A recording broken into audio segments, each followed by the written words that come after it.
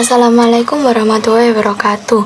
Perkenalkan, nama saya Cinta Ayunda Arelia, nomor absen 32 dari kelas 10 PPLG 2. Di sini saya akan melakukan presentasi materi yaitu puisi.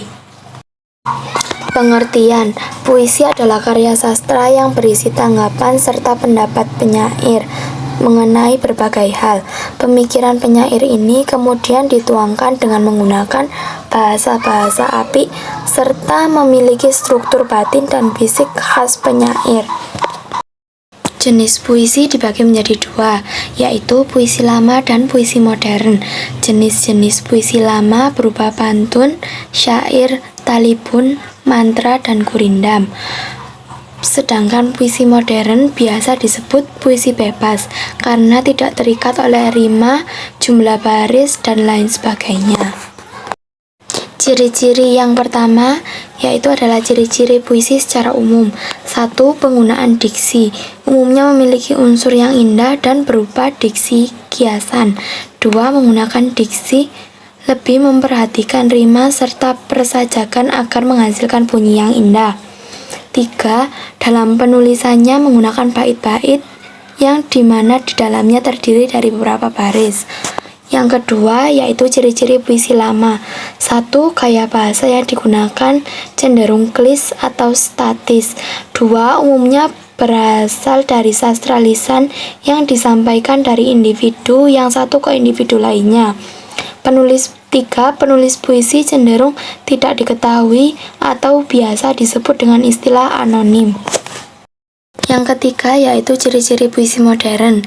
1. Gaya bahasa yang digunakan memiliki sifat yang dinamis atau bisa dibilang tidak ada acuannya sehingga berubah-ubah. 2. Umumnya puisi terdiri dari 2-4 baris dalam satu bait dan tidak begitu terpaku dengan akhiran pada setiap barisnya. 3. Biasanya isi dari puisi modern tentang keresahan yang ada di dalam diri penulis itu sendiri. Unsur puisi ada dua. Yang pertama unsur batin. Unsur batin puisi bisa dikatakan sebagai unsur pembentuk puisi. Struktur batin puisi masih dibagi menjadi 4 struktur, yaitu 1. Rasa, 2. Tema, 3. Amanat, 4. Nada. 2. Yaitu unsur fisik. Struktur fisik puisi merupakan unsur fisik puisi, sehingga biasanya di dalam puisi akan terdapat unsur fisik puisi.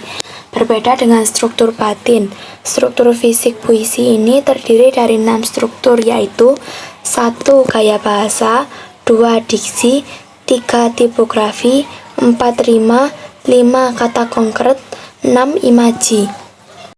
Cara menyampaikan puisi ada 3. Yang pertama yaitu deklamasi puisi.